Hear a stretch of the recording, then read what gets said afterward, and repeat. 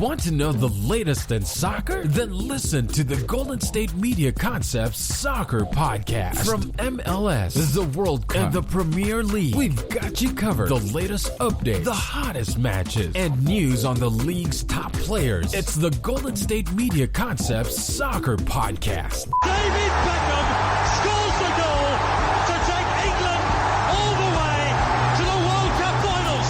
Listen now.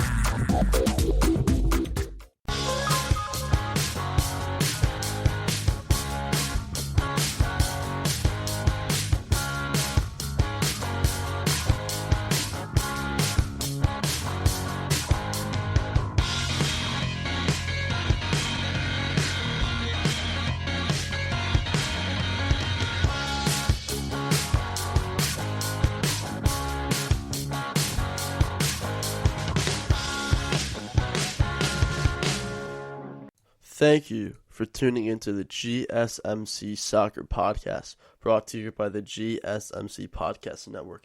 Hello everyone, I'm your host, Colby Marshall. I hope everyone has been doing well recently.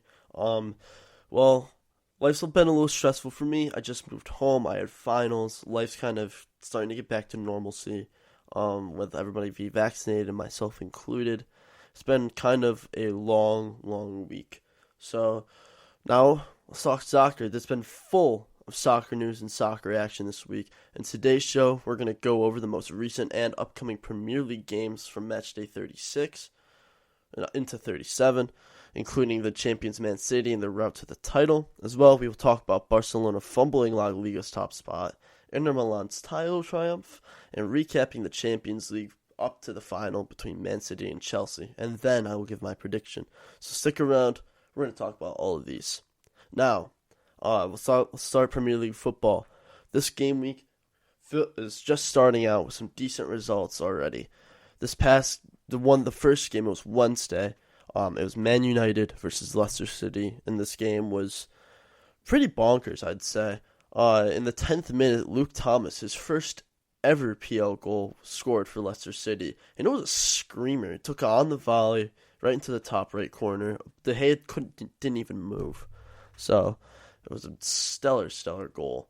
Then Man United took one back, tied the game up with Mason Greenwood at 15 minutes in with a nice strike. Then Cagliari from Leicester City sealed the game with a goal at 66 minutes. And obviously, Man United lost 1-2 to Leicester City. And this, even though Bruno was playing, he wasn't as effective as I thought he would be, but this season he has been outrageously good. 17 goals, 11 assists in 35 games, especially in a tough Premier League. That's almost a goal contribution every game, especially considering how we look back at this Man United team a year ago and realize how different they are.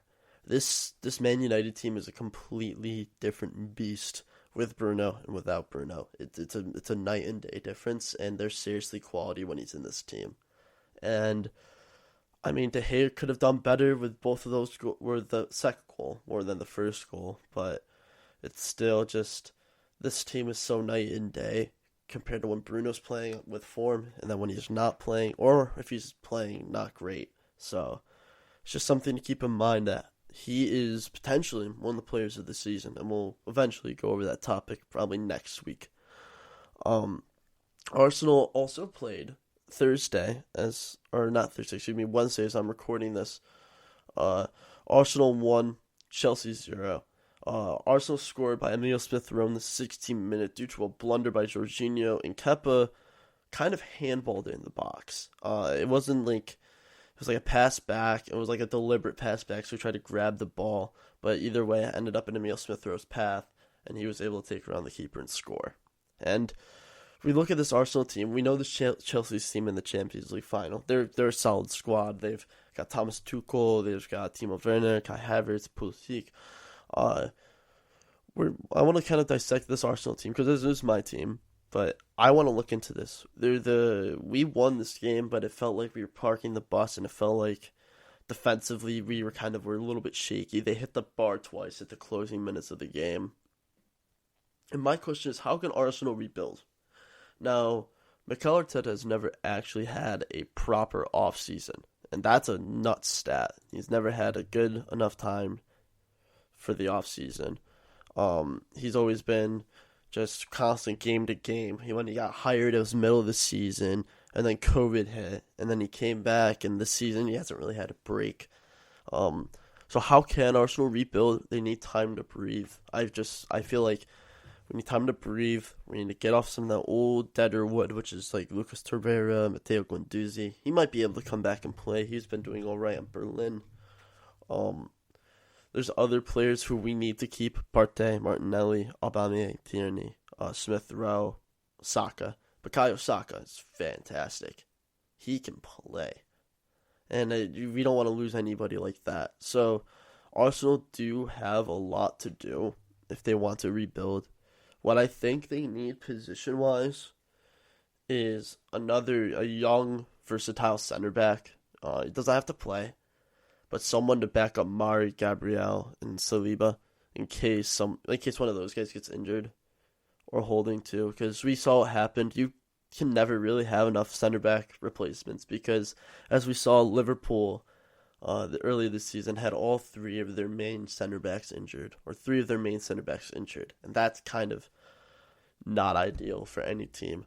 So if you look at this Arsenal team, do we want them to win? Absolutely. How are they going to do it? They need another center back. They're going to also need they're going to need offensive midfielder. I don't think Martin Odegaard is good enough. I've been watching his games. He's just a slightly better version of Danny Ceballos, who's younger. And to me, there's not much that's like impressing me. But these games have been tough, especially because Mikel Arteta truly hasn't had a break to work with this team. And I'm excited to see what happens. I do think we need an out-and-out left winger, too. So we need out-and-out left winger, an attacking midfielder, and another center back. And I think that will be what Arsenal need to rebuild. And depending on if they can secure European football, that also depends on who they would get through the transfer funds. And the Kroenke is not really putting in money. And we'll just have to wait and see. So, talking about games upcoming on Thursday. So, today, it's on Thursday. That's tomorrow as I'm recording this. We have Aston Villa versus Everton. And can Everton secure Europa League football? It's tough. Aston Villa is a fantastic team. Emiliano Martinez has been unreal this season. Can they? They are close. This Everton team has been solid. James Rodriguez has been performing. He performed more the first couple weeks of the season, but he still is playing well. Richarlison has decided to take a step up, which is always fantastic. He's been playing well this season as well. And I think this Everton team does have a solid core. I think they'll win the game, but it's really going to depend on if they can hold off Tottenham, or overlap Tottenham and Liverpool to get into the UEL. But we'll have to see if that happens. And speaking of Liverpool, the game up on Thursday is Manchester United versus Liverpool. And can they actually do it? Can Liverpool get into the UEL? We'll have to wait and see. This Man United team is very strong. This team knows what they're doing. Liverpool has been kind of plagued with injury. However, they're gaining some players back. And right now, they are just below Tottenham. So, looking at this team and looking to see if they can keep in the UEL race. They can. They just need to get points away from this game. Tottenham are on 36, and I believe Liverpool do have a game in hand, if I am not wrong. I am wrong. Tottenham do have a game in hand.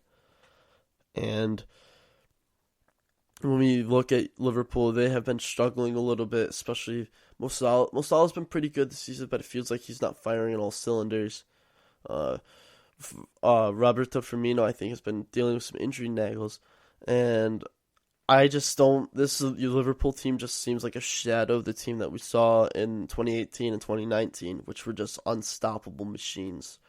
So, and that's just how it goes. Injuries happen. You get plagued with injuries and everything like that, and everything just goes downhill. And so, as we dive into this upcoming weekend, we'll recap these results when I come back on Tuesday. So this weekend's games, Man City Newcastle on Friday. Now we're gonna look at this. The champions, Man City. Congrats to them, and we'll talk more about them in a little bit. They play Newcastle on Friday. Newcastle's been just right above the relegation zone. They're trying to guarantee points for survival, which I'm pretty sure they need only a point to guarantee survival.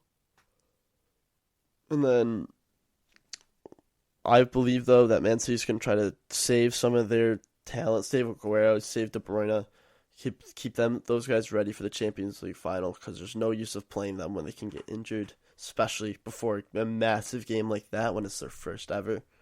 So we'll just have to wait and see. On Saturday, Burnley and Leeds, they play in the AM. If you're watching East Coast, Southampton, Fulham, and Brighton, West Ham. Now, these games all kind of around the middle to bottom of the table, except for West Ham. West Ham's up in 5th right now, and with a win, they can almost guarantee they'll have European football next season. West Ham has been great ever since Jesse Lingard's been. He's been a complete game changer for this team. He's like that dynamic player that they've always needed and never had. Like, they had Dimitri Payet for a season, and then he left. Or a couple of seasons, excuse me. Before he headed on out, went back to Marseille. But yeah, like looking at all these fixtures, Burnley Leeds is gonna be tough for Burnley. They're coming up against the Leeds side with Patrick Bamford has 15 goals right now in this Premier League season, and he's been exceptional. This Burnley team isn't ideally set to face this Leeds team, especially because the Leeds still have a small shot of making European, so they're gonna try their best. Southampton, Fulham. Southampton are still languishing. This is kind of a relegation battle because Southampton are kind of lying like right above the relegation zone, but I believe they also only need a point to secure safety. I'm pretty sure Fulham are for sure going down. And then Brighton, West Ham. Brighton are safe, but West Ham do need the points to get European football. So we just have to wait and see what those results are. If I'm going to predict the results for this weekend's games. So we'll run back through I have more games to cover, excuse me. We'll run back through the games after, and I'll give my predictions. So on Sunday, it's Crystal Palace, Aston Villa, Tottenham Wolves, West Brom, Liverpool, Everton, Sheffield United. Now, as we just dissect all of these, Crystal Palace, Aston Villa, both around mid-table, kind of just fighting to have points. Aston Villa still can do well in the top half of the table with these points and push up higher. So, yeah, that's that game. And Wilfried Zaha is always a menace, we know that, but Emiliano Martinez is undoubtedly one of the best keepers this season. He's been unreal. Next game is Tottenham Wolves. Harry Kane is both the top goal scorer and top assister in the league. He's got 21 goals and 13 assists. He's been exceptional. Heung-min Son has also been great. I think he's got a bucket load of assists. But the problem is, this Tottenham right now, and they've kind of had a weak run of form. They've been losing a couple of games. This Wolves team's trying to find some sort of renaissance and try to secure a higher place up in the table. They haven't performed up to expectations this season. Adama Traore seriously let me down in Fantasy Premier League. He's only got, I think, 2 goals this season. Everyone's predicting him to just be ridiculously good. West Brom and Liverpool is the next game up. West Brom are pretty sure for sure going down, while Liverpool are trying to, again, clinch one of those Europa League spots. And it's going to be tough for West Brom. This Liverpool team is trying to find that form. And West Brom, their morale is low. This is going to be a tough team. And they don't really have a lot more to play for, so it's going to be tough. So, yeah, that's the West Brom Liverpool game. And then finally, the last game on Sunday, it's Everton and Sheffield United.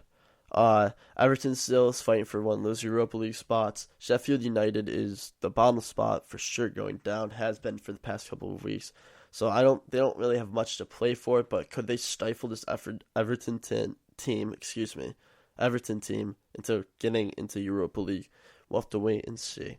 So, I will recap all of these games. So let's talk about Aston Villa Everton. I believe this game is going to be close. However, I feel like Everton's going to be able to score two quite early, and Aston Villa's only going to be able to take one in later in the game and not be able to capitalize. 2-1 Everton. No Emiliano Martinez clean sheet, which is sad. Man United Liverpool. Now, I think this game is going to be a 2-2 draw. I think Bruno's going to get both goals for Man United. Then Salah and Mane are going to chip in for Liverpool. And I don't know if this will be enough to keep them up in the UEL, but we'll have to wait and see if they can win and keep performing. So that'll be exciting to watch. And then this weekend's games, as we dive into Friday, Man City Newcastle. I'm predicting a 3-1 drubbing of Newcastle by Man City. I think it'll be Foden, Kevin De Bruyne. And you know what? I think Diaz will come in with a header. I think he's been exceptional this season. I'll talk about him in a little bit. And then I think Alan St. Maxime for Newcastle will get the goal. Saturday, Burnley Leeds. I think Leeds is a 2-0 victory. Patrick Bamford gets both goals. Southampton Fulham. I'm calling this to be a 1-1 draw. This game doesn't seem super entertaining. I don't know, per se, who's going to score, who's not. I hope it's super entertaining, but I don't know who necessarily is going to score for either of these teams. And then finally, the last game is Brighton-West Ham.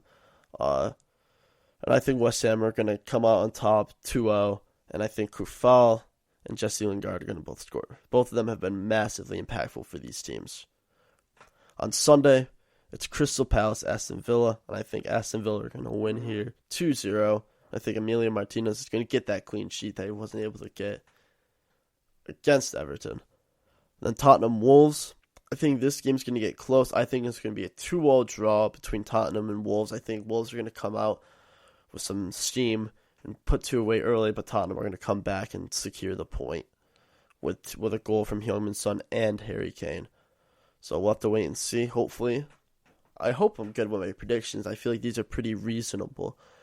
West Brom, Liverpool. This game's going to be tough, but I think Liverpool's going to drub them 3-0.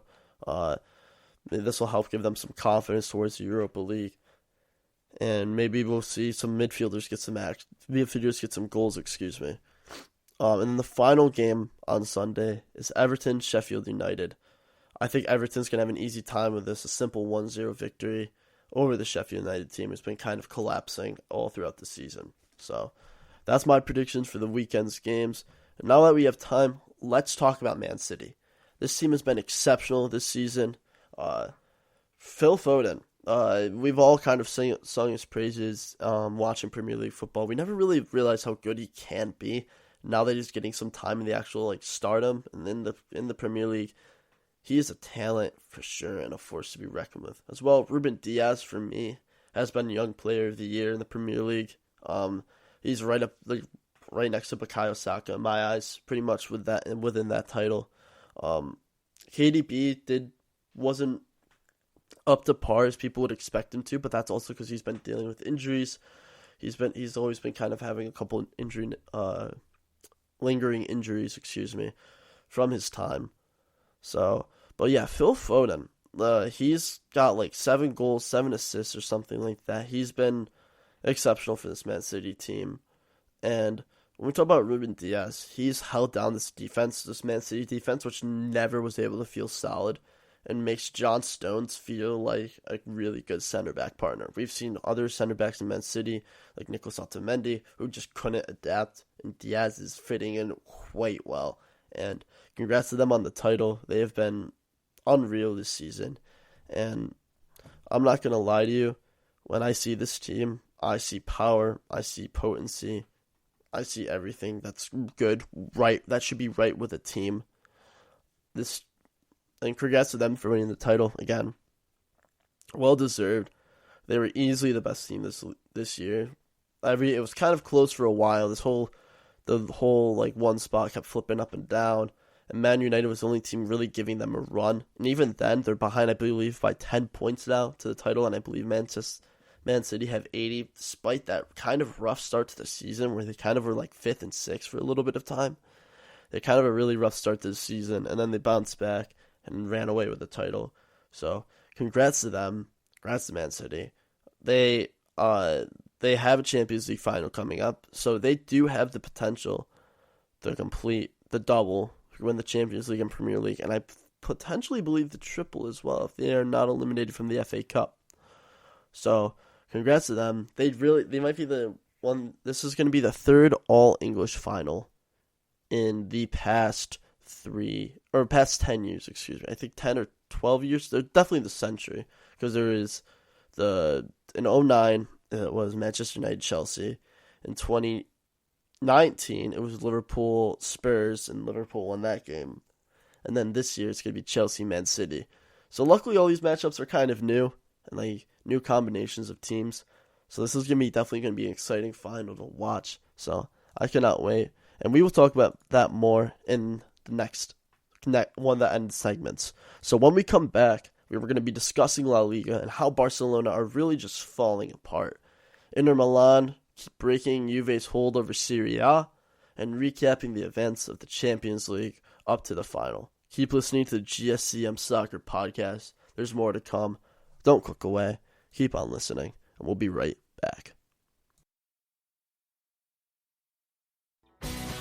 Are you looking to get your college football fix? Looking to get the latest news on your favorite school's team? The GSMC College Football Podcast is your ticket to all things college football. Join us as we talk college football from the national championship, the college rivalries, the bowl game, to the Heisman Trophy. To which conference is the best? We've got you covered for the Big Ten, SEC, Big 12, the Pac-12, ACC, and everything in between. Download the GSMC College Football Podcast on iTunes, Stitcher, SoundCloud, Google Play, or anywhere you find podcasts. Just type GSMC in the search bar.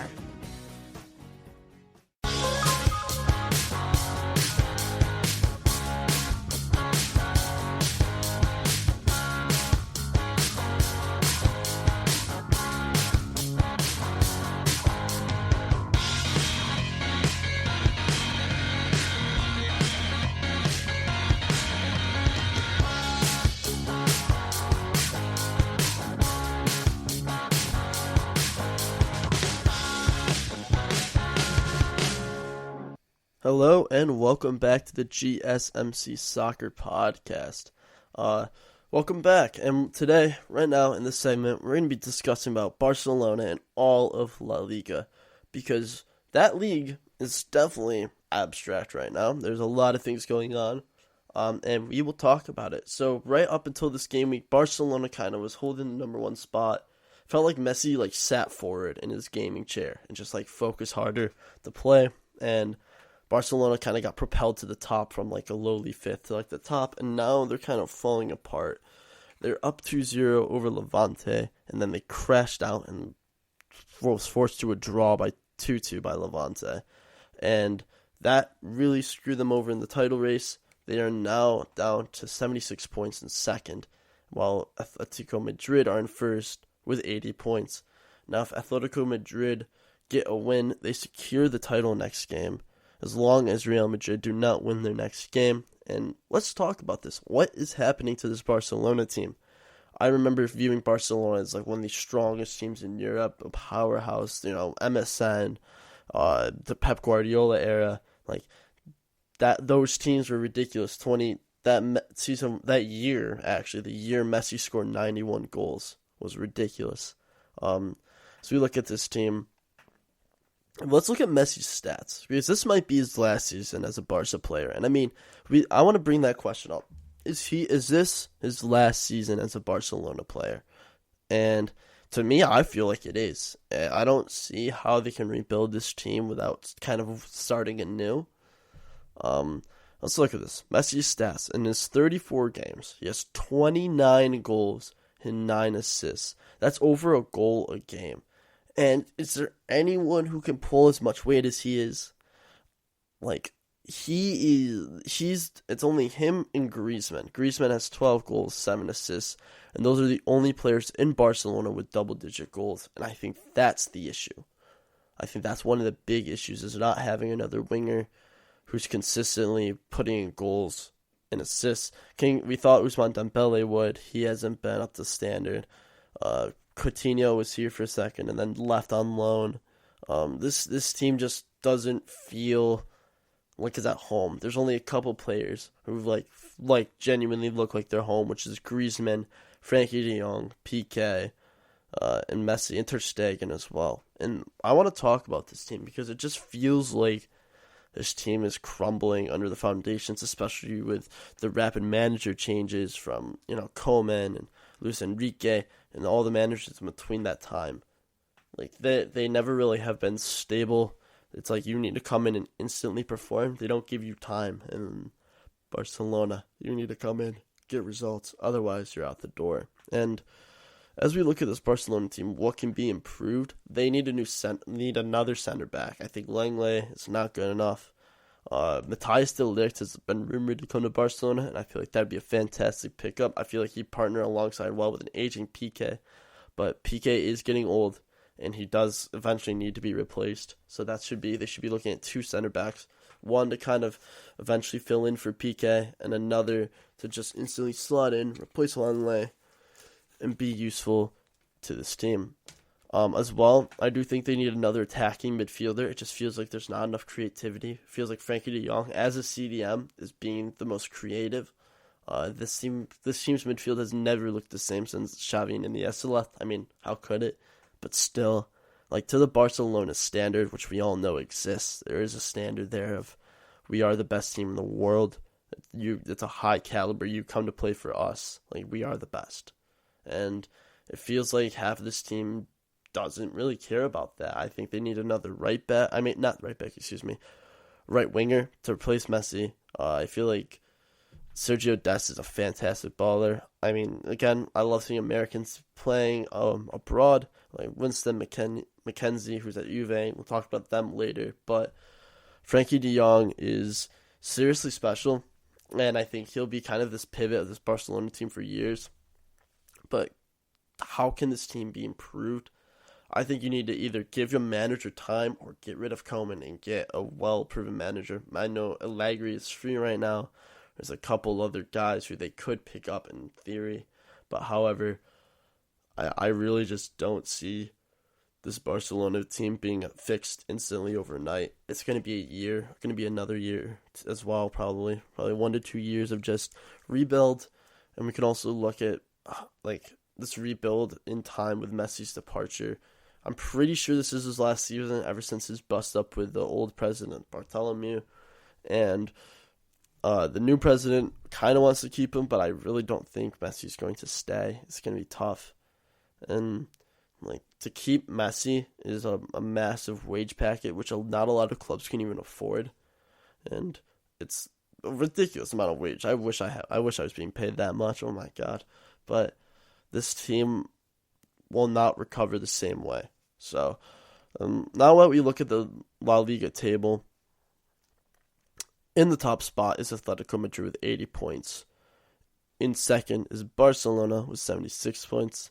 Real Madrid with 75, and they also have a game in hand. And in fourth place is Sevilla. But there are 2 games left for most teams. Real Madrid has 3. If Atletico win 1, their title is clinched. They need 83 points, and that will pull them away from the rest of the pack. If Real Madrid are either on 76 points or they lose this upcoming game, and they are stuck on 75. Real plays Granada on Thursday at 4 p.m.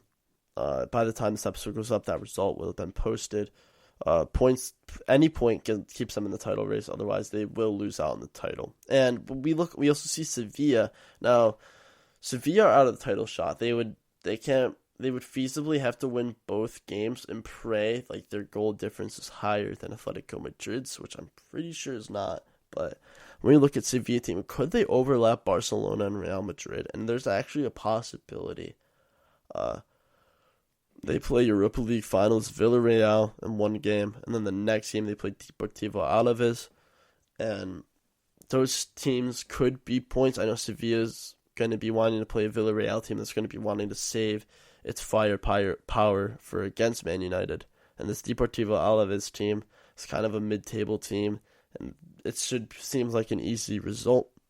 But we'll see. This Sevilla team's been kind of hitting road bumps. They started out the season really strong. They got unlucky in the Champions League. They were knocked out early to They were knocked out early. They're knocked out early to Dortmund. That's who. They're knocked out early to Dortmund and Brunda at Haaland.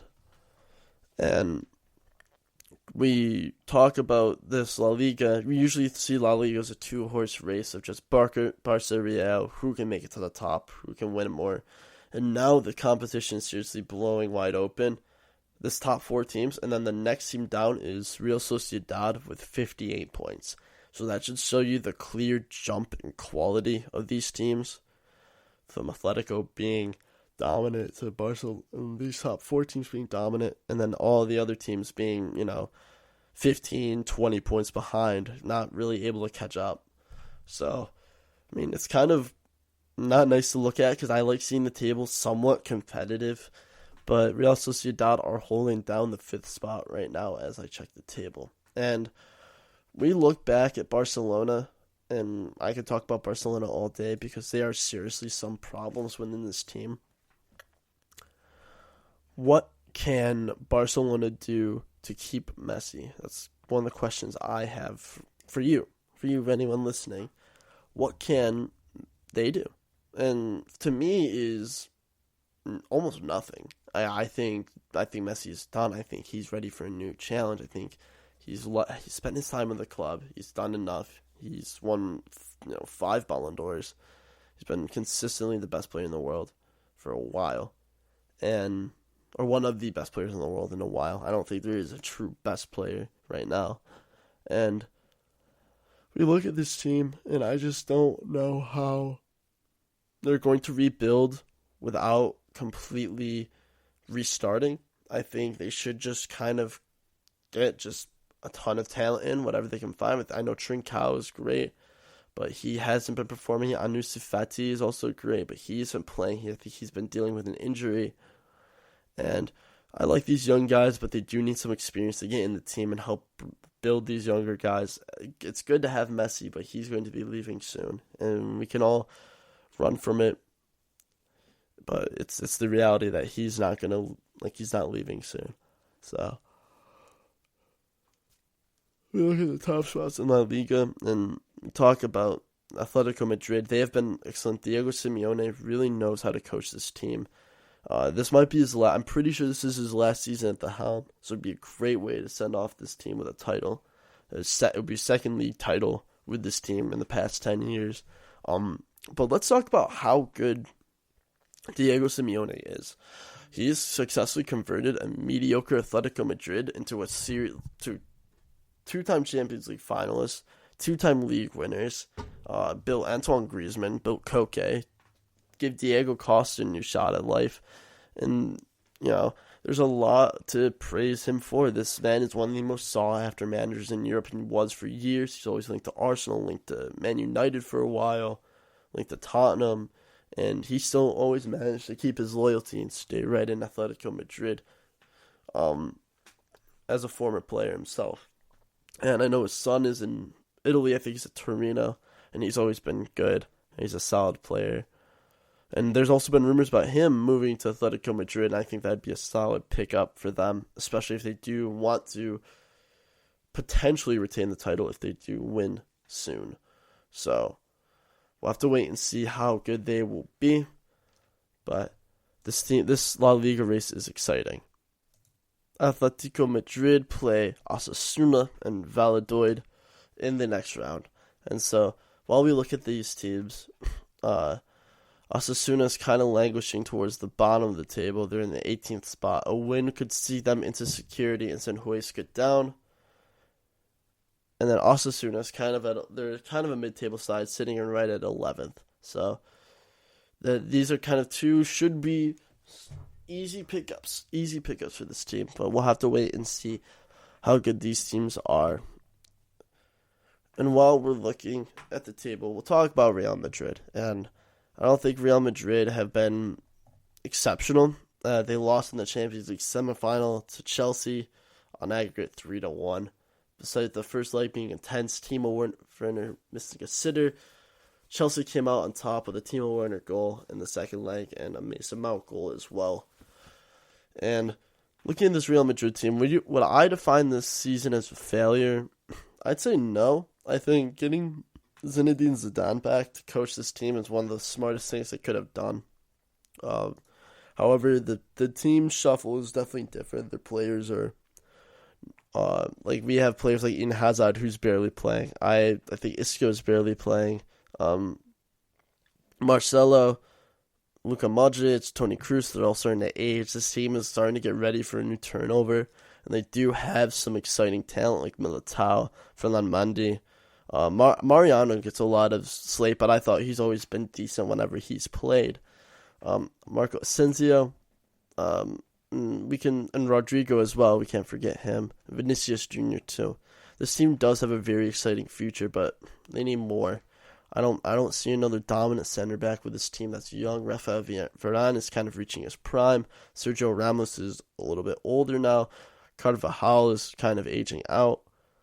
Kessier as well is getting kind of older. This team's kind of progressively starting to phase in and out of a new generation, and I'm excited to see this. This team is exciting to look at, and I cannot wait for what the future holds. Hoping they can keep Hazard healthy. This team could be seriously a very dangerous set to La Liga next year. We look at Barcelona too, and the rebuilding phase is gonna be tough. And I know they have Rakitic Puig. I think he's exceptional. I think he can play. But I just haven't seen enough of Ousmane Dembele. I haven't seen enough Coutinho. I know he's back at the club. Not back at the club.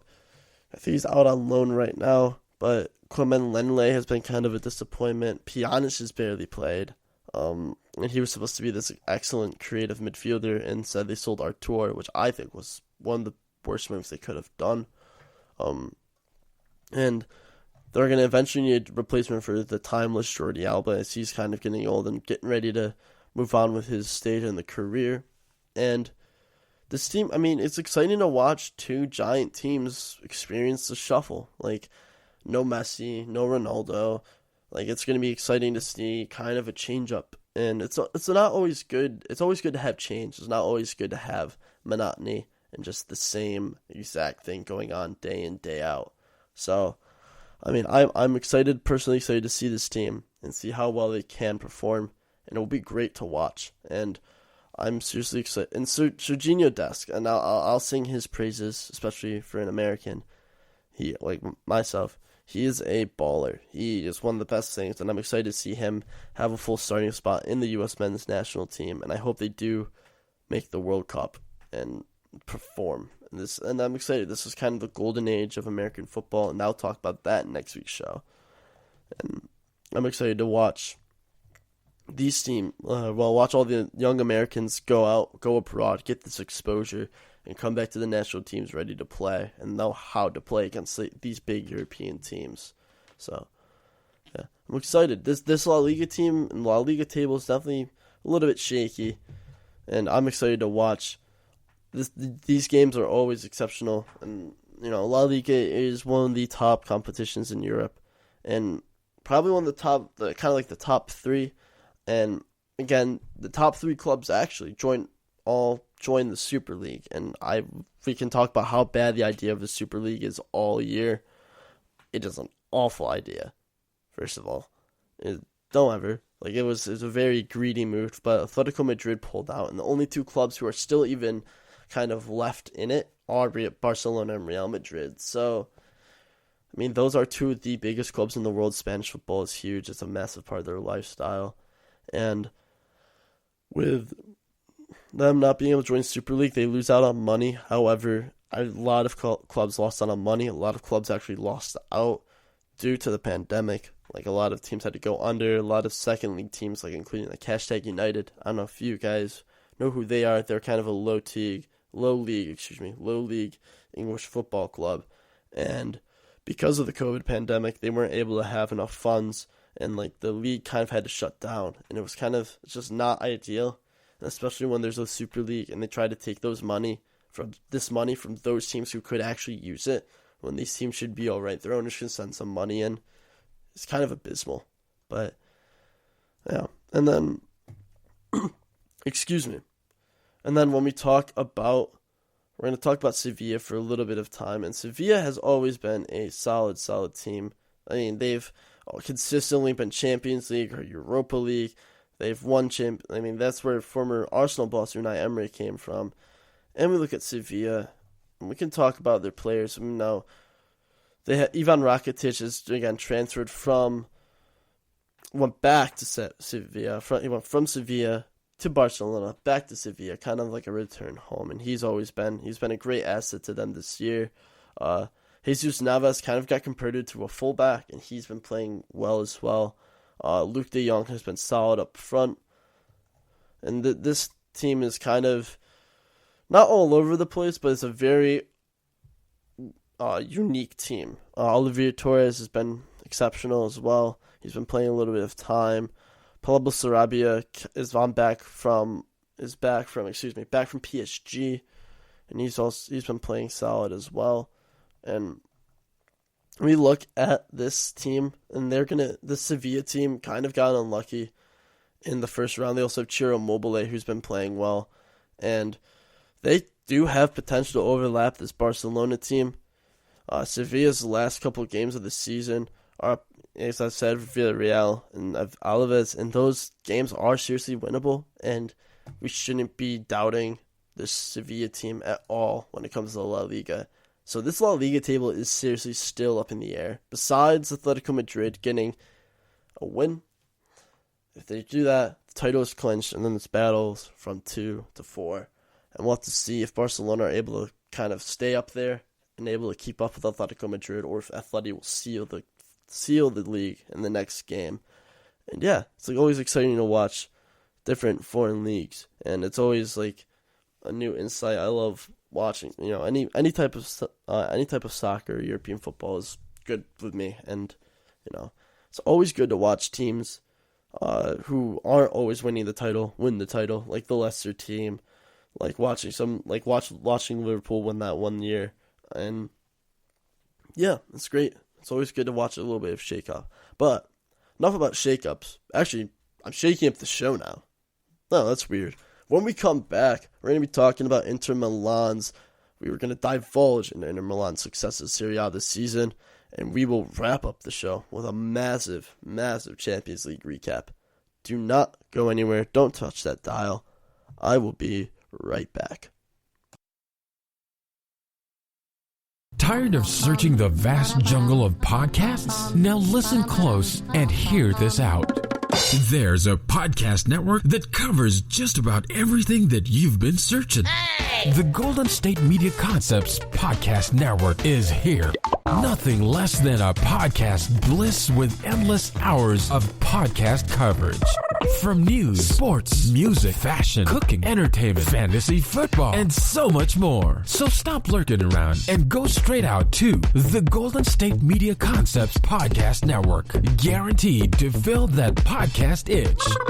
Whatever it may be. Visit us at www.gsmcpodcast.com. Follow us on Facebook and Twitter, and download us on iTunes, SoundCloud, and Google Play.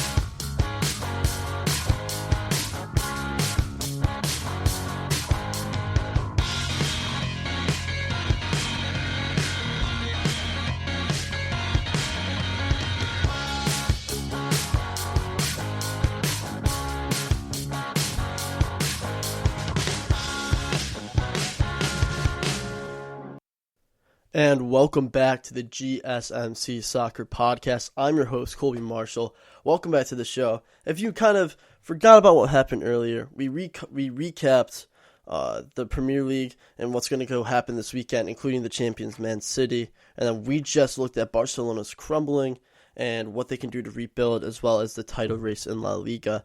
Now, we're going to switch over to some Serie A. And before I do that, I want to give a quick shout-out to my boys at the World Football Illuminati. Now, that is the ultimate soccer group chat. I'm in it with a lot of my friends from college and also some of their friends from home and etc. And we all support soccer. We're all a very positive friend supporting group. We all like share stats with each other. And I just want to give them a quick shout out because without them, I wouldn't be as influential or as influenced in soccer. They help kind of give me a light, kind of give me some reference to go off of, and I appreciate them. So if any of the soccer boys, World Football Illuminati / Super League haters are listening to this, thank you for listening. I appreciate you. So, with that out of the way, let's dive into Serie A. Finally, there's a new champion. Inter Milan has won the title again for the first time in 9 years, knocking off Juve off their pedestal. And as we look, Inter Milan, 36 matches played, 88 points. They are clear ahead of Atalanta in second by 13 points. Now, this season has been kind of tough for them. They kind of got knocked out early out of Europe. They kind of got knocked out of... they didn't even qualify for Europa League as well, so they got kind of just flat out sold out of Europe. They finished bottom of their group. Now, and that allowed them to focus more on the domestic league, and we kind of see that. There's been a lot of standout players for this Inter Milan team, and we'll start Samir Hendanovich.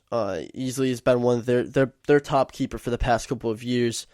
He's been there, I think, as long as I can remember, and he's always been a consistent, reliable hand. He has 14 clean sheets this season, especially that's pretty tough and a pretty competitive Serie A this year, especially with a lot of teams having very prolific goal scorers. And it's just, it's always good to watch him net. He's earned a couple man of the match performances as well. Romelu Lukaku, we talk about his time at Everton. He's always a dominant goal scorer. In United, he kind of was hit or miss. He either was on really good form or he just couldn't score. Still a very faithful servant. And then finally, now he's found his stride. In this season, he has 21 goals, 10 assists, and he has been absolutely solid for this team. He pairs up so well with Lautaro Martinez, who himself has 6 goals and 5 assists. They play off each other really well. Lukaku holds up the ball for him. Martinez is able to run through. It's a really well dynamic. It works really well. They're able to pull apart defenses, especially with other players as well being other threats. Achraf Hakimi, well, I talked about him too.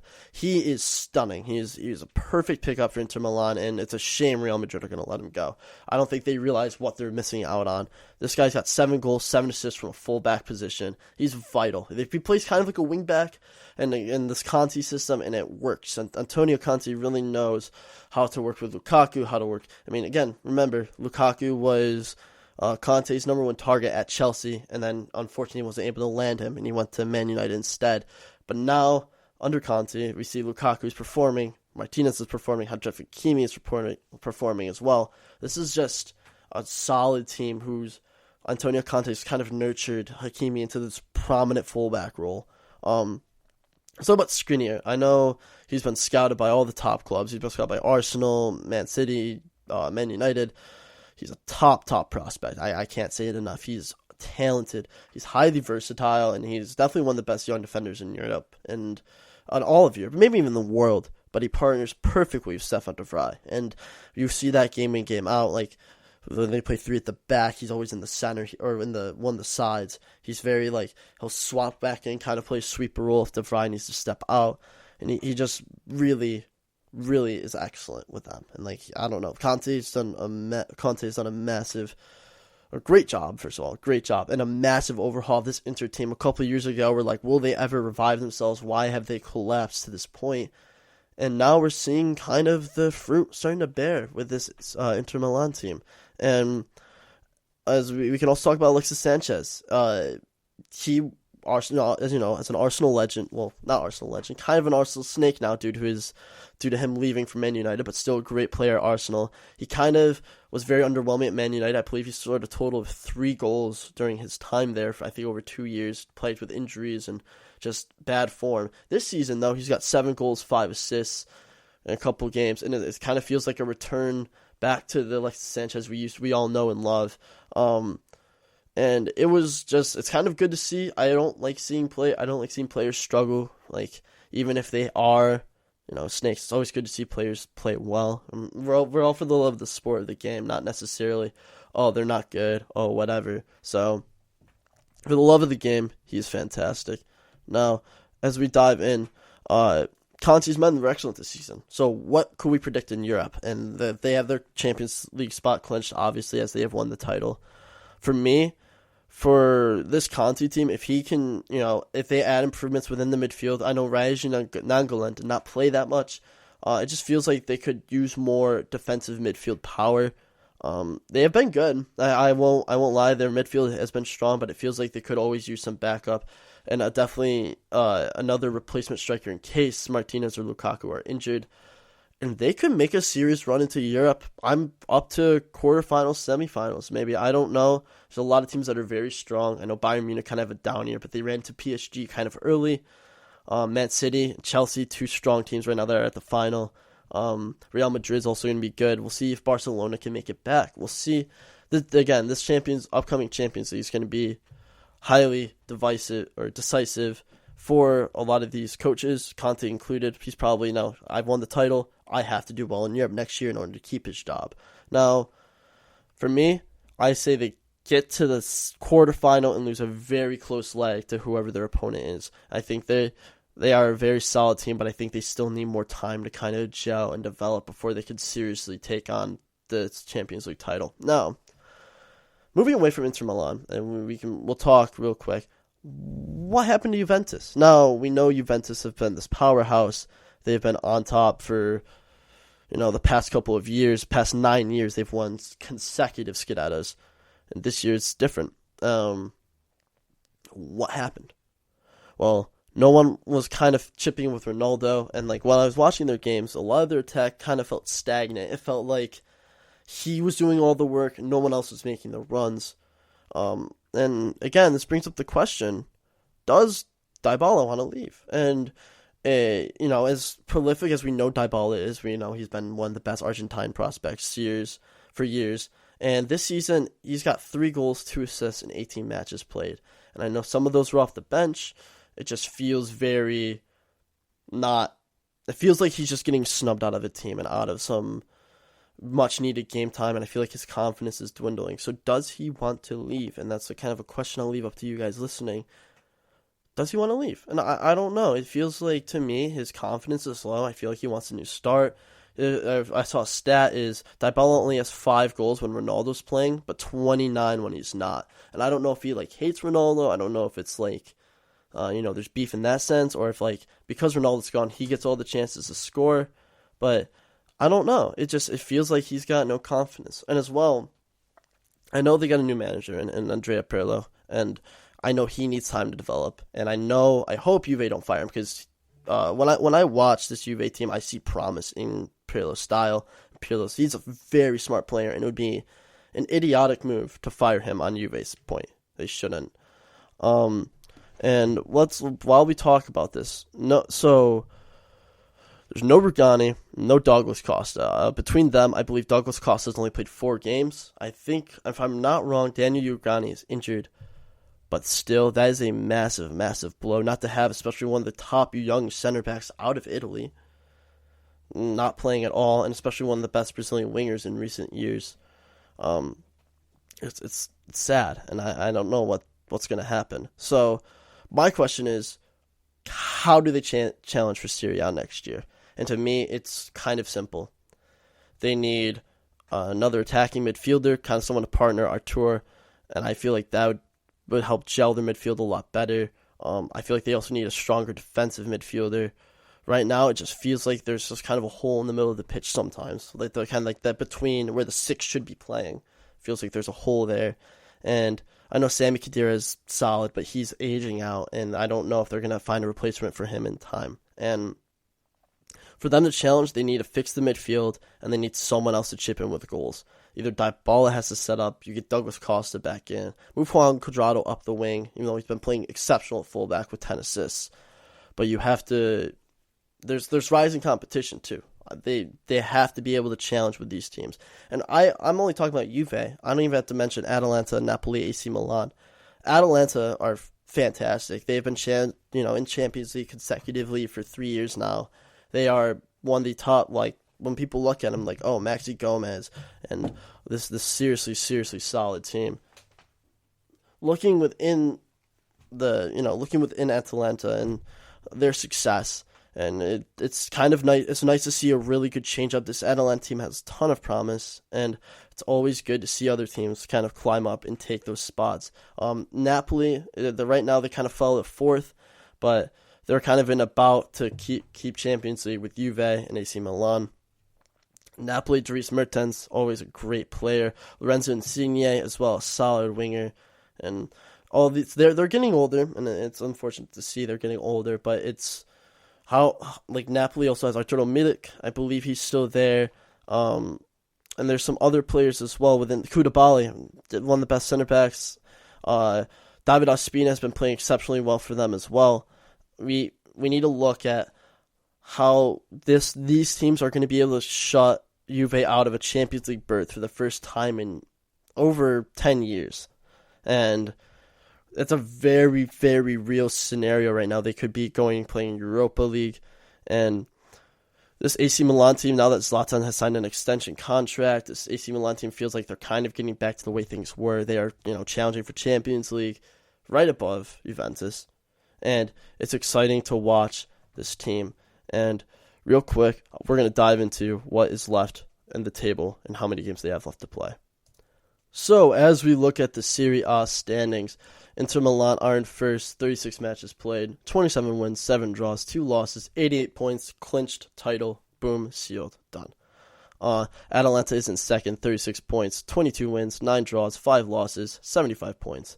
Milan are equal with points on them, with 23 wins, 6 draws, 7 losses, and 75 points.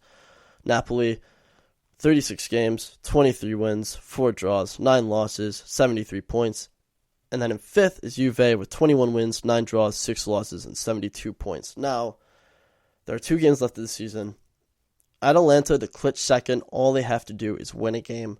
And their goal difference should be able to keep them above any other challenging, unless Napoli decides to score unless Napoli decides to score about 5 or 7 in the next 2 games, which is still plausible. Their attack force is very strong. They're on a good run of form. In the last 5, they've won 4, drawn 1. So it's still very possible. We look at AC Milan. Their upcoming games are close. They have Cagliari and then Atalanta on Sunday, May 23rd. And this Sunday is in Milan versus Cagliari. So that game's going to be close, and that will help Milan catch up to Atalanta, and then at the final day of the season, they can decide who takes second and who takes third. Now, we look back to Inter Milan. They close the season out against Juventus on this Saturday at 12 p.m. against Juventus, and that's going to be a great game. And then on Sunday, May 23rd, Inter Milan will finish the season off against Udinese as the title winners. Now, I'll talk about this Juve-Inter Milan match upcoming. Now, for me, this Juve team feels strong. It just feels like there's too many crippling injuries within the team. And I know a lot of Inter Milan fans are hungry, or Inter Milan players are hungry to win. They want to beat this Juve team who's always just dominated them in the league for the past 10 years. It's all this pent-up anger and rage. And I'm excited to see it, and I know it's going to be a great rivalry. The always watching the top Italian teams play it's a great privilege to watch, and it is really mind-numbing that we just kind of take that, they're going to win the title every year.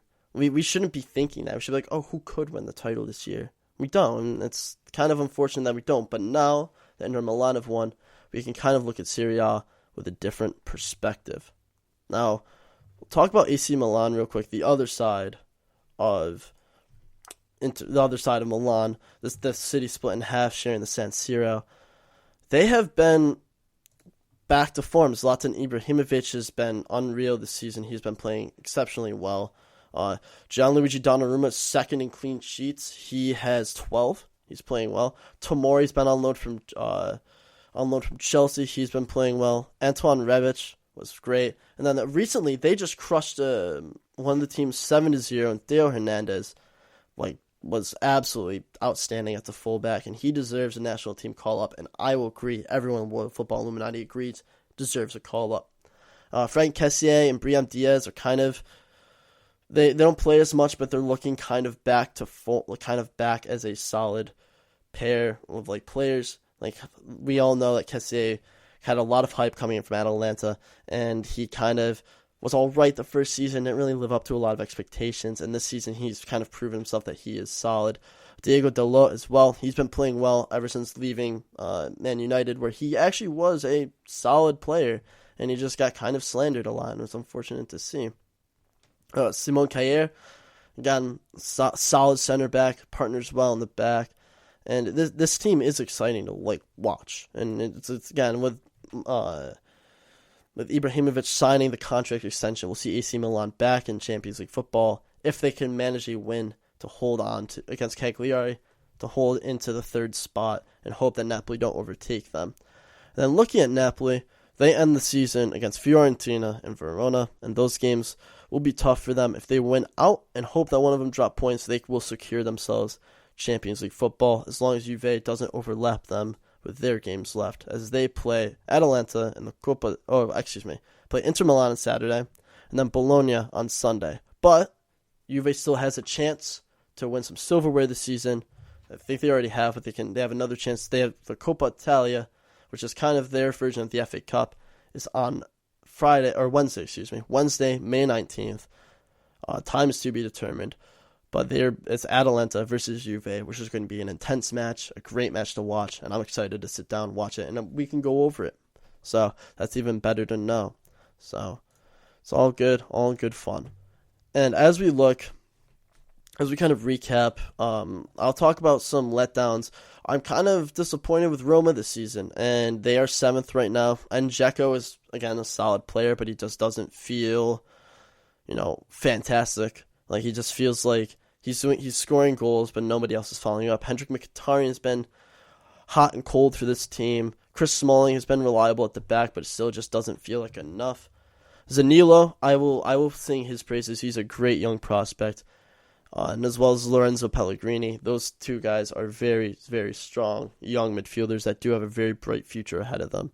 As well, there's some other players in the team. Stefan El-Shaarawy is moved from AC Milan to Roma. He's been playing with them recently. He hasn't lived up too much to expectations, but he hasn't been awful. Borja Moriel, if you remember who he was at Real Madrid in their youth academy for a while, and I'm pretty sure he went to Valencia, and then from Valencia has been at Roma. And looking at this AS Roma team, it just feels like they need to improve their defense. It just, Javier Pastore kind of covers that midfield, but it just doesn't feel like their defense is strong enough. Even with Chris Smalling, it feels like they need more. And we'll have to wait and see. I know Paulo Lopez has been doing a decent job between the sticks, and it's tough. Like this season, especially with the emergence of Atalanta being a very strong power now, and Lazio with Milinkovic-Savic has been kind of overlapped this team. Kind of seen Roma gradually fall down from their kind of glory days in that ridiculous comeback win. When Manolas hit that header against Barcelona a couple years ago to bring back from 4-1 on aggregate to 3-0, win on away goals. That was one of the most ridiculous legs of Champions League football I've ever seen. And I will vouch, Serie A football is unrivaled. It's ridiculous. But look at some of these teams, like the top 7's usually between Inter, Atalanta, Milan, Napoli, Juve, Lazio, and Roma. But it's kind of in a weird order right now. Roma are in 7th with 58 points, and Lazio are in 6th with 67 points. So Lazio actually do have a chance to overtake Juve for Champions League football. And they have 3 games left, so they do have a game in hand. They play Roma on Saturday. They play Lazio on Tuesday, and then they play Sassuolo on Sunday, May 23rd, to end the season. Now, that is all from Serie A. That's all we'll talk about today. When we come back, we're going to be talking about the Champions League. We're going to run through every match day, give a recap of the biggest results, the most important, and then we'll talk about Man City and Chelsea and how their route to the final and who will win the Champions League. Now stick around. Don't turn that dial. Keep listening to the GSCM Soccer Podcast, brought to you by GSCM Network. This is your ultimate stop for everything sports. The Golden State Media Concepts Sports Podcast. Should I say more? From the NFL, MLB, the NBA to MMA, it's all in here. The Golden State Media Concepts Sports Podcast. Listen now.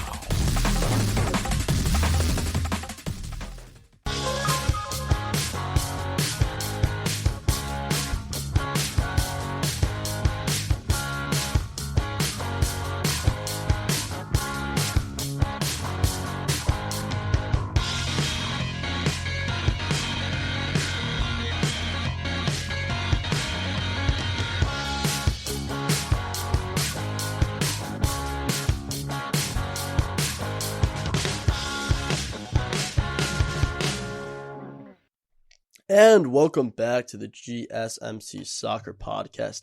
I'm your host, Colby Marshall, and, as we said, we're going to recap the biggest games, biggest upsets, Champions League. We're going to go through every match day, every quarterfinal, and we're going to talk about who goes through, biggest results, the biggest upsets, and everything between. And we're going to then predict the Champions League final, predict player of the tournament, and everything between. So, that being said, let's get right into it. And thank you so much for sticking around listening to the podcast. I appreciate every one of you for sticking around so far. Now, Champions League was one of the best competitions of football year in, year out. We get the World Cup every 4 years, which is the pinnacle of football. But this, every year, is the best of European football, the best Europe has to offer. And let's review it. Then this year's almost done, so let's go over it. Now, match day 1. There were some great games.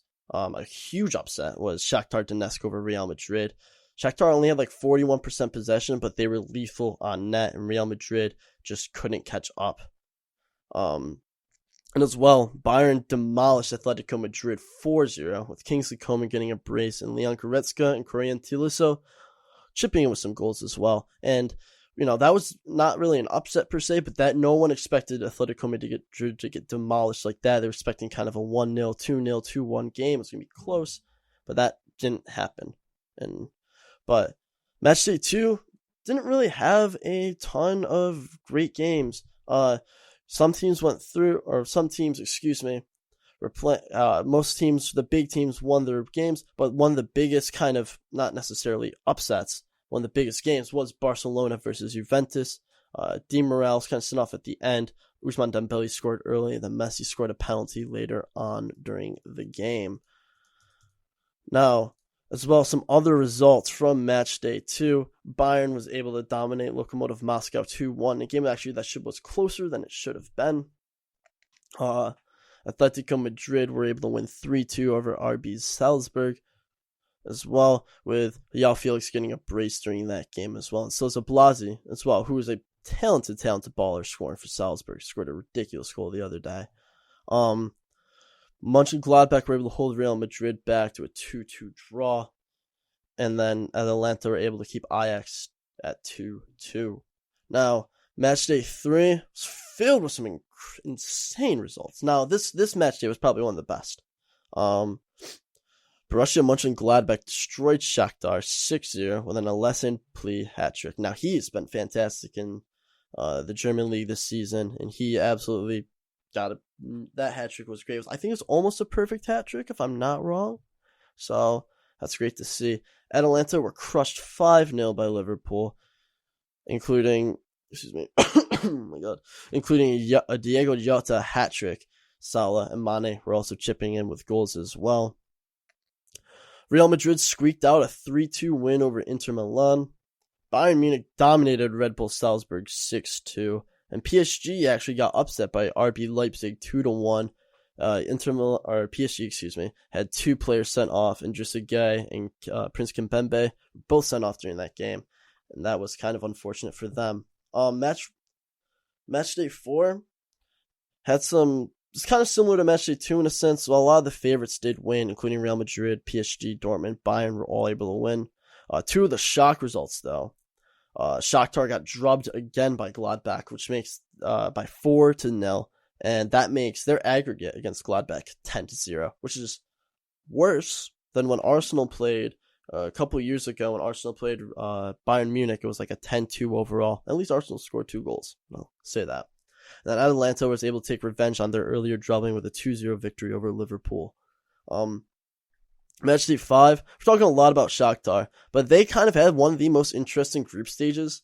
They were able to win the games they shouldn't have won and lose the games they kind of should have won, which is really funny. They upset Real Madrid 2-0 again. Inter kind of squeaked out a win over Gladbach. That group was kind of the group of death coming into the tournament. It was a really fun tournament, or a really fun group to watch. Midtjylland, I think that's how I pronounce it right. Midtjylland was able to hold Atalanta to a draw, and then PSG routed Man United 3-1, and then Chelsea as well dominated Sevilla 4-0. Now, as we talk about the last match day, because every match day is important, and this had a lot of nerves on the line. This allowed for some groups to go through. In Group F, both Lazio and Dortmund were able to go through. Lazio drew with Club Brugge, which was enough to send them through, and then Dortmund was able to win 2-1 over St. Petersburg Zenit. So we look, Sevilla were able to beat Rennes 3-1 and send Rennes crashing out into the Europa League, and Chelsea were able to hold on to a draw 1-1 with Krasnodar. So that secured Chelsea qualification and Sofia qualification as well. Up next, there was Dinamo Kiev versus Verenikados, I think is how you pronounce the name. They were both out, but I'm pretty sure this secured Dinamo Kiev a spot in Europa League. And then at the Camp Nou, Juventus absolutely routed Barcelona 3-0 thanks to 2 penalty goals from Ronaldo and a Winston McKennie strike early on in the game. And then in Group H, RB Leipzig was able to seal qualification and send Man United tumbling to the Europa League by winning 3-2, with Justin Kluivert scoring the winner in the 69th minute, as Man United had a Bruno Fernandes penalty in the 80th and a Konate goal in the 82nd, but however, they couldn't finish the comeback. And as we look within the round of 16, I'm going to read off some matchups. Oh, here we go. There's some more. Wait, hold on. Excuse me. There's some more match day results. Istanbul Besiktas was crushed by PSG 5-1, and that helped seal qualification into the next round. The round of 16 has some pretty interesting fixtures. I'm going to line them up for you, and I'm going to tell you who advances. So it was RB Leipzig and Liverpool, and Liverpool were able to go through. PSG Barcelona, and Barcelona unfortunately fell, and PSG were able to advance. Dortmund Sevilla, and Bruno and Haaland was able to carry Dortmund to advancing. Porto Juve, which actually this was a huge upset. Porto were able to advance on through. Chelsea Atletico Madrid, that game was close, but Chelsea were able to advance. Lazio Bayern Munich, Bayern were able to advance. Atalanta Real Madrid were able to advance. And then Man City Gladbach, Man City advance. Now, those were some pretty tough round of 16 games. And as we look back at some of those results, these games were tough. Paris were able to rout Barcelona in the first game at the Camp Nou 4-1. In Leipzig, Liverpool were able to win in Budapest, Liverpool were able to win 2-0 over Leipzig. Porto came on top in the first leg 2-1 over Juve. Sevilla lost a pretty close game 3-2 to Dortmund in the first leg. Chelsea were able to take 1 goal away from their first leg. Atletico and Bayern were able to win 4-1. So those are some pretty notable results as well. Atalanta lost barely to Real Madrid by 1-0, and Man City was able to dominate and win 2-0 over Gladbach. Now in the second leg, there was some shake-up, and that's always good to see.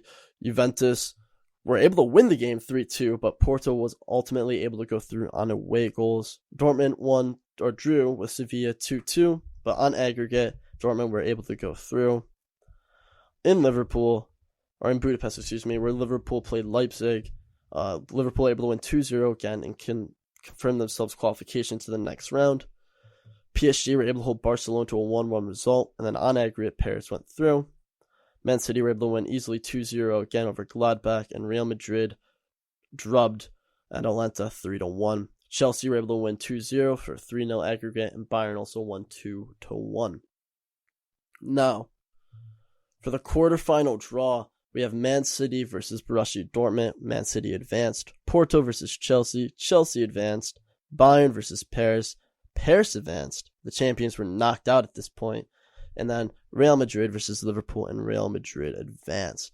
Now, some pretty good results. Real Madrid was able to pick up a nice 3-1 win over Liverpool, put themselves a foot in the stadium, a foot into the semifinals. Man City squeaked out a close one, 2-1 against Dortmund. PSG were able to score 3 away goals at Bayern to win 3-2. And then in Seville, Chelsea were able to beat Porto 2-0. Remember, some of these games were played at neutral stadiums due to coronavirus. So that's why Budapest was earlier, and the Chelsea game was played in Seville. And then the quarterfinal leg, Porto were able to win 1-0 to that Chelsea still went through, but that was the most ridiculous bicycle kick in the 90th minute I've seen in a while. I mean, I've seen Gareth Bale's bicycle kick live during the Champions League final, Ronaldo's, I think, quarterfinal bicycle kick against Juventus during his last year at Real Madrid. Ridiculous goal, and unfortunately it wasn't enough to get them through. Bayern were able to score a goal, tie an aggregate, but PSG went through and away. Man City won 2-1 again, and Real Madrid and Liverpool were a stalemate at 0-0, which, and on aggregate, allowed Real Madrid to go through. Now we look at the semifinals. First leg, Real Madrid won, Chelsea won. They were kind of held to a nice even draw, and then Paris lost 2-1 at the Parc des Princes. Man City was able to score both goals away against them, with De Bruyne and Mahrez striking for them. And then the second leg, Man City were able to win comfortably 2-0, as well as Chelsea, who have won 2-0. That put Man City 4-1 aggregate, Chelsea 3-1 aggregate into the final. That is Saturday, May 29th, in Porto, in the Estadio de Dragão, which is Porto's home stadium. So this is going to be a very, very exciting Champions League final to watch. Now that we've recovered pretty much the big games, let's dive into these teams. Now, Man City kind of had a tougher route to the final, I'd say. They had to play finalist Paris. They had to also play, they also had to play a really strong Dortmund team, Bruno and Haaland. And they also had to play, a Borussia Mönchengladbach team that could actually hold its own. So they had kind of a tough route to the final, I'm not going to lie. They show that they are a dominant force, and Pep Guardiola knows how to manage his team and be able to rotate his players and keep fitness. Now, we can look at Chelsea. Chelsea kind of I'd say they also got a pretty difficult route as well. They had to play up against Atletico Madrid. They had kind of a difficult group stage as well. That group was kind of also labeled a group of death. So they were able to win up against Atletico Madrid, which is known to be tough opponents. Then they were able to kind of get by Porto. Except I will forever talk about how good that bicycle kick is, and that deserves the Puskas Award. And if it doesn't get it this year, there's some robberies in football, including Ribéry not winning the Ballon d'Or in 2013, but that's one of them. If he doesn't win the Puskas, because that was ridiculous. Ridiculous. And then in the semifinals, they're able to kind of take care of Real Madrid 3-1 on aggregate. Now, looking at these teams, what's going to be the key to both teams winning in this final? As we said, I think it's rely on the defense for both teams. We know both teams can attack. We have Timo Werner on one side, Sergio Aguero on another, Phil Foden, Mason Mount on the other, yada, yada, yada. You can go back and forth in the offense. I think the defense is what matters. It matters if John Stones and Reuben Diaz are able to hold and keep Timo Werner, Kai Havertz, and Pulisic quiet that entire game. And to me, they have a serious chance. Reuben Diaz has proven himself to be one of the best young center backs we've seen in the Premier League in a while. He kind of has been playing what Arsenal fans hoped Saliba would be like, or Tottenham fans hoped David Sanchez would be like, and it kind of just hasn't worked out for those players, unfortunately. Saliba's back on loan in Spain with Nice, and I think David Sanchez is still at Tottenham, but not able to get as much game time. And when we look at this Man City team, we know how fluid they can play. It just matters on how Thomas Tuchel is able to adapt his game. Again, they've played in the Premier League earlier. Sergio Aguero missed a penalty. Chelsea won 2-1 winners in the Premier League. That's not a Champions League final, but it kind of gives us a good prediction. And watching those teams play, it gets me excited because it was a very, very intense game, and that's not even a final. That's as I said, that's just a Premier League game, and that was kind of a foreshadow of the final, and it was still a fantastic game. Again, this is the third all-English final in this century in the Champions League. The first, it was Chelsea, Man United, and then Tottenham, Liverpool, and then finally now it's Man City, Chelsea for this one. And we're kind of seeing a new revival in English football, and I like that because usually a lot of English teams get a lot of slate for not being as good, or like we hype them up to be like, oh, English, why do English get all the, they get all the money? Why aren't they as good as we all want them to be? Why can't they win, beat Real Madrid in years past? And now we're kind of showing that we needed time to kind of kick on, and it's exciting to watch. I mean, both teams had pretty tough routes to the final. These, they have proved their worth to be there. You earn a spot in the Champions League, not in the Super League. Super League's a dumb idea. But in the Champions League, you earn your spot to the final. You earn your spot to be there, and that's what makes this competition great. Every team who gets at least to the group stage deserves to be there. And that's always what's fun to watch. Watching these big teams who have tried their hardest for the past season try to win, try to go as far as they can. And, Porto was a great upset this year. It was always, Ronaldo got knocked out early, and that was always, kind of a surprise. Usually he's always in it till like the quarters or semis. And no, he's knocked out the round of 16 this year, which is one of the first times in years, I believe, if I'm not wrong. And so, talking about this final, it's going to be held now.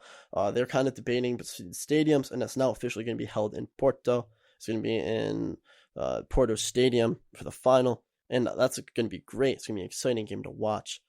And I believe they're going to allow some fans in, but you need to be vaccinated, and especially in Portugal, which I don't know how well international travel across the EU is right now, and we'll have to wait and see how that works out with fans. There's going to be an announcement on that shortly, so stay tuned for that from UEFA.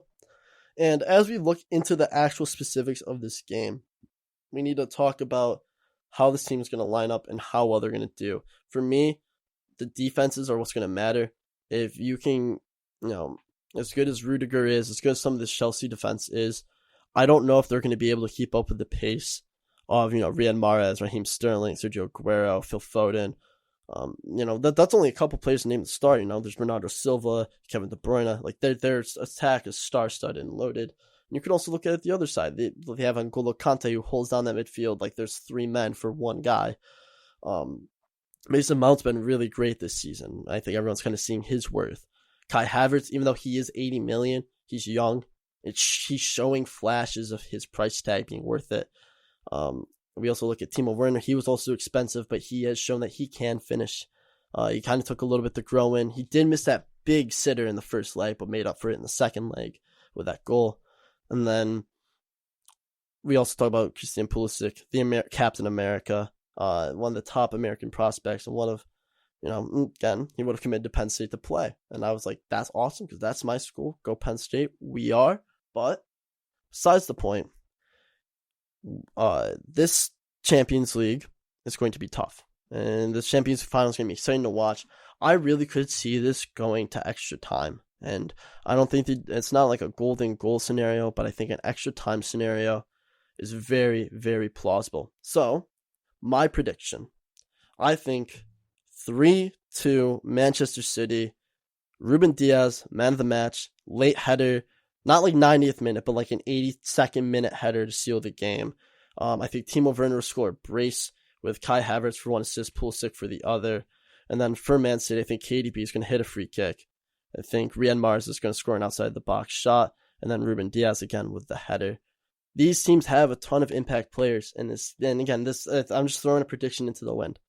I really don't know if it's going to be true, and I hope it is, because that'd be a fantastic final to watch. But that is all from me. Again, I want to thank all of you guys for listening. Again, it means the world to me when y'all tune in to the soccer podcast. Again, I appreciate y'all listening to me rant about, Pulisic. Oh, I wish he came to Penn State. Oh well, but he's at Chelsea and deserves to be. He's a talented baller. We all know that.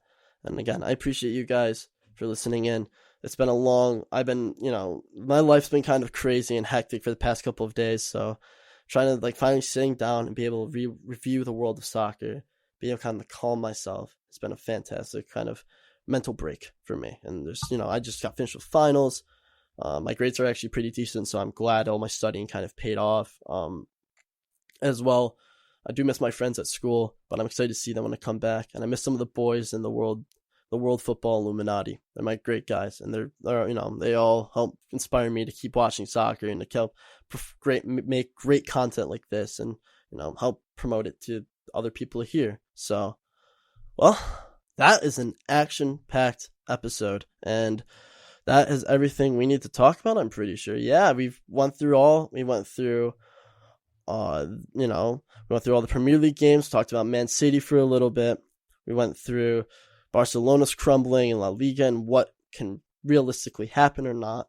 We went through Serie, how good Inter Milan has been, what they could do in Europe this coming season, and how Juve could rebuild and challenge the other teams who are rising up for competition.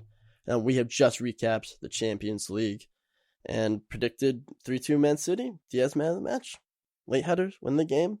That is all. I hope you all have enjoyed. Make sure you tune out on Tuesday when I review this weekend's actions and predict the Europa League final between Man United and Villarreal. As well, we might be looking at some MLS. And I know, it's not my strongest suit, but I like looking into it. And, I definitely want to be able to incorporate that more on the show. But that is all for me. I'm rambling for far too long. So thank you all for listening to the GSMC Soccer Podcast, brought to you by the GSMC Soccer Podcast. Thank you all for listening. Have a fantastic day. Take care. You've been listening to the Golden State Media Concepts Soccer Podcast, part of the Golden State Media Concepts Podcast Network. You can find this show and others like it at www.gsmcpodcast.com. Download our podcast on iTunes, Stitcher, SoundCloud, and Google Play. Just type in GSMC to find all the shows from the Golden State Media Concepts Podcast Network. From movies to music, from sports to entertainment, and even weird news. You can also follow us on Twitter and on Facebook. Thank you, and we hope you have enjoyed today's program.